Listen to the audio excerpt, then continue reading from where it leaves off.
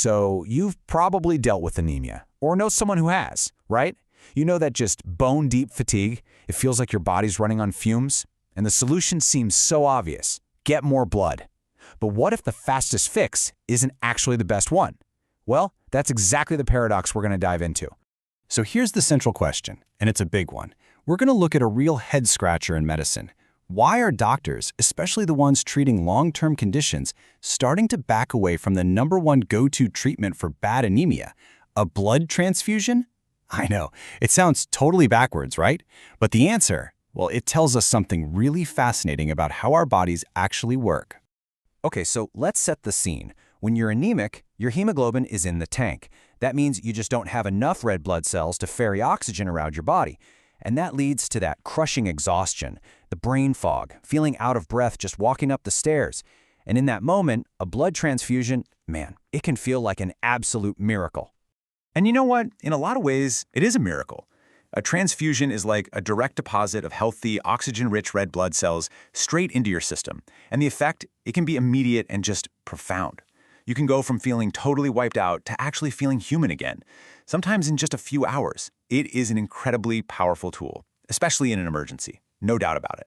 But, and this is a big but, here comes the twist. That amazing, immediate boost, it can come with a hidden long-term price tag. And this is the transfusion paradox we're talking about. The solution to one problem can end up creating an even bigger one down the line. And it all boils down to one simple number. Get this, 200 milligrams. That's about how much iron is jam-packed into a single unit of transfused blood. Now, that might not sound like a huge amount, but in the world of our biology, trust me, it is a massive dose. So, let's put that into perspective for a second. On a normal day, your body only needs somewhere between, say, 8 and 18 milligrams of iron. That's it.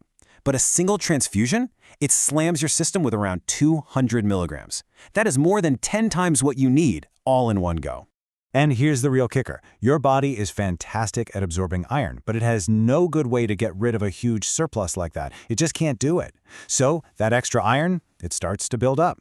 And if you get repeated transfusions, this can lead to something called iron overload. And that's bad news. We're talking potential damage to vital organs like your heart and liver, a higher risk of blood clots. It can even suppress your immune system. And to add insult to injury, that energy boost you felt, it's usually super temporary, often fading in just a couple of weeks. Okay, so this brings us to the real aha moment, the big shift in how we're starting to think about anemia. For a lot of people, especially folks dealing with chronic inflammation or cancer, the problem isn't that they're low on iron. Not at all. The problem is that the iron they do have is basically locked up. Yeah, this is a super important concept. It's called functional iron deficiency. And here's the best way to think about it. Imagine your body has tons of cash. You're rich, but it's all locked away in a high-security bank vault, and you've completely lost the key. Well, in your body, inflammation creates this hormone called hepcidin, and hepcidin is the lock on that vault. It traps iron inside your storage cells, which means your bone marrow can't get to it to make new red blood cells.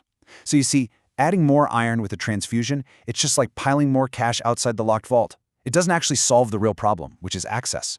And this chart right here, it perfectly shows this new way of thinking. Now, when a doctor sees low hemoglobin, the first question isn't, okay, how fast can we get a transfusion going? The first question is, wait a minute, could this be a functional iron deficiency?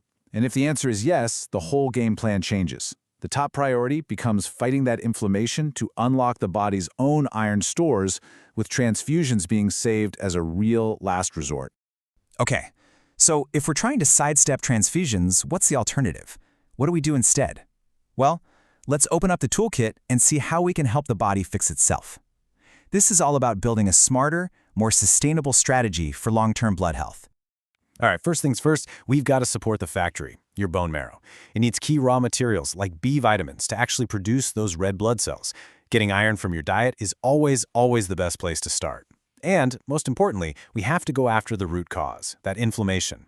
Things like curcumin and omega-3s can really help cool things down. And there's even a compound called lactoferrin that can actually help coax the body into releasing that iron it's been holding hostage.